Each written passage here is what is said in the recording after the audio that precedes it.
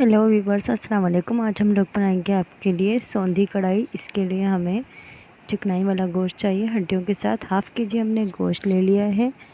2 table spoon लहसुन अदरक का पेस्ट, 4 अदर टमाटर बीच में से 2 कर लिए हमने इसके, 1 टेबल स्पून लाल मिर्च, नमक, गरम मसाला, हल्दी, ज़ीरा, साबुत धनिया, कुटी मिर्च सब 1-1 टेबल स्पून, और 2 प्याज बड़ी हमने स्लाइस कर ली हैं। इसके पास 1 कप हमने ऑयल गरम किया है।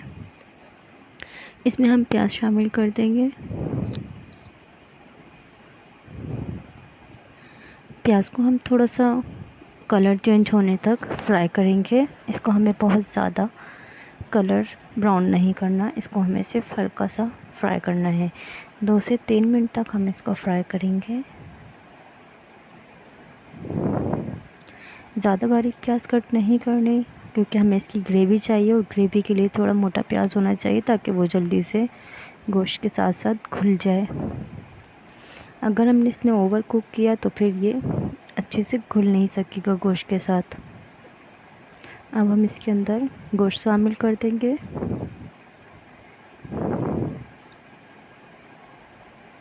कलर चेंज हो चुका है इसका। अब हमने इसमें गोश्त शामिल करके इसको अच्छी तरह से, गोश्त का भी कलर चेंज हो जाए, 3 से 4 मिनट इसको हम इसी तरह पकाएंगे।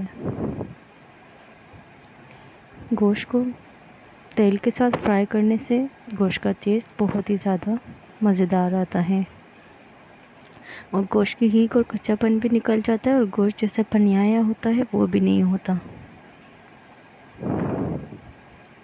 जैसा कि आप देख सकते हैं, मैं इसको फ्राई कर रही हूँ।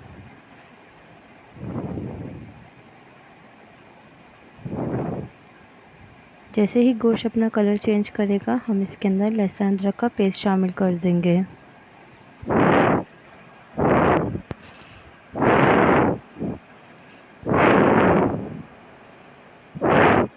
देखें, गोश्त ने अपना कलर चेंज करना शुरू कर दिया है।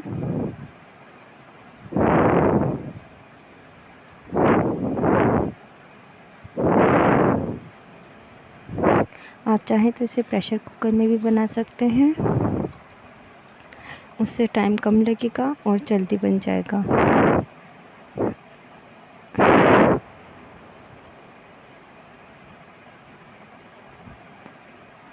अब हम इसके अंदर लहसुन अदरक का पेस्ट शामिल कर देंगे।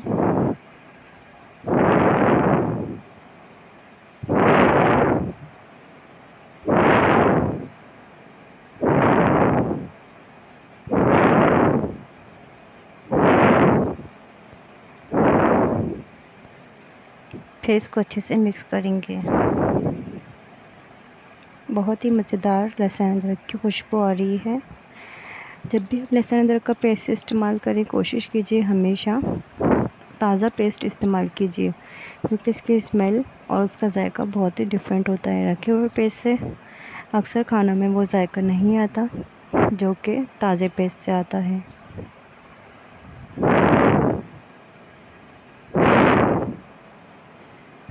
देखिए, गोश्त और लहसुन अदरक प्याज सब अच्छे से मिक्स हो चुका है। इसमें थोड़ा पानी है अभी। प्याज ने भी और गोश्त ने भी पानी छोड़ना शुरू कर दिया। इस टाइम पे अब हम इसके अंदर मसाले ऐड करेंगे।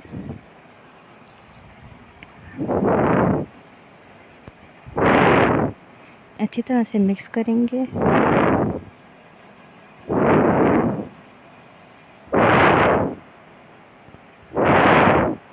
बहुत ही डिफरेंट रेसिपी है, इसके अंदर कोई ज़्यादा मेहनत दरकार नहीं है। बस आप अगर किसी काम में मसरूफ़ हैं तो आप जल्दी से इस तरह से गोश्त को सोन के चढ़ा दें। इसीलिए इसको सौंधी कढ़ाई कहा जाता है, क्योंकि इसके अंदर टेस्ट बहुत ही मज़ेदार आता है। सब मसाले और सब चीज़ें एक साथ पकती हैं तो इसका टेस्ट डिफरेंट आता है।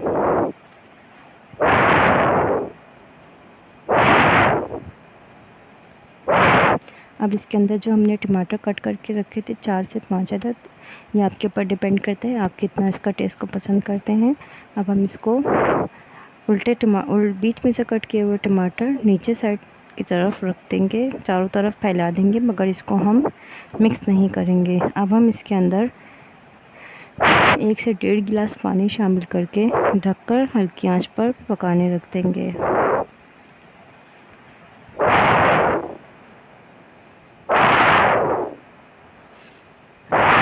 इसको कवर करके हम रख देंगे। तकरीबन आधे घंटे के बाद हम इस टमाटर को चेक करेंगे। इनके स्किन बिल्कुल ऊपर आ जाएगी और हम इसको सफाई से रिमूव कर देंगे।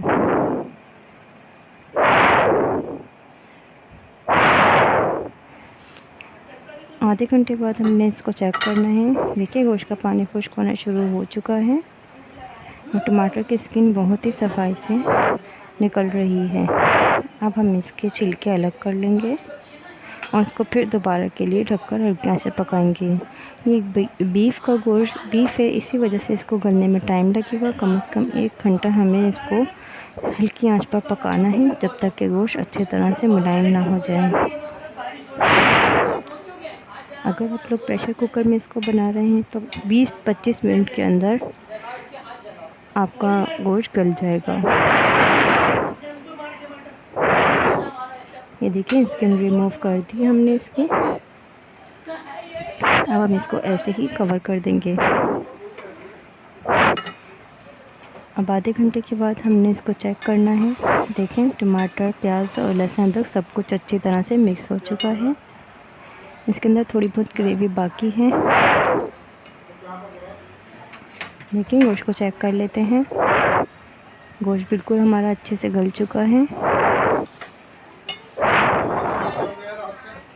अब इसके अंदर हम दही शामिल करेंगे। हाफ कप हमने दही लिया, इसको अच्छे से फेंट लिया है।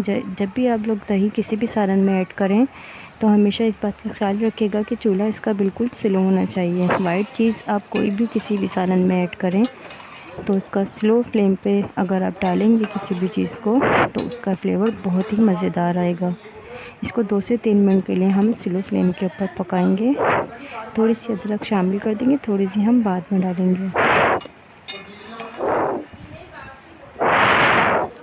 बहुत ही मज़ेदार खुशबू आ रही है। उसकी ग्रेवी आप देख सकते हैं। अभी दही नज़र आ रहा है, जो कि अभी हम 5-10 मिनट के बाद इसको हम चेक करेंगे तो ये बिल्कुल मिक्स हो चुका होगा और इसका टेस्ट भी बहुत ही ज़बरदस्त आता है।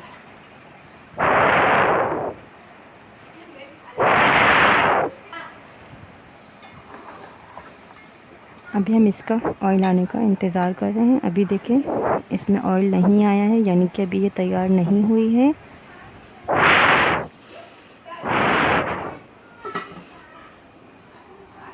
अब हम इसको 10 मिनट के लिए दम दे देंगे। देखें 10 मिनट दम देने के बाद हमारा ऑयल बिल्कुल अच्छे से ऊपर आ चुका है। इसका मतलब है हमारा सालन बिल्कुल पककर तैयार है। अब इसको हम हरे धनिया, हरी मिर्च और अदरक से अच्छी तरह से गार्निश कर देंगे। हरा धनिया और हरी मिर्च डालने के बाद थोड़ा सा मिक्स कर लें। हरे धनिया की खुशबू सालन में बहुत ही मज़ेदार आती है, इसका टेस्ट भी ज़बरदस्त हो जाता है। मिक्स करने के बाद इसको डिश आउट कर लेंगे। बहुत ही ज़बरदस्त रेसिपी है, आप लोग ज़रूर ट्राई कीजिएगा और मुझे अपना फीडबैक ज़रूर दीजिएगा। बारिश का मौसम है, यहाँ पर बहुत ज़्यादा बारिश हो रही है। इस मौसम में ये सालन बहुत ही मज़ेदार लगता है। आप इसको तंदूर की रोटी के साथ भी सर्व कर सकते हैं। अब हम इसको अच्छे से गार्निश कर लेंगे।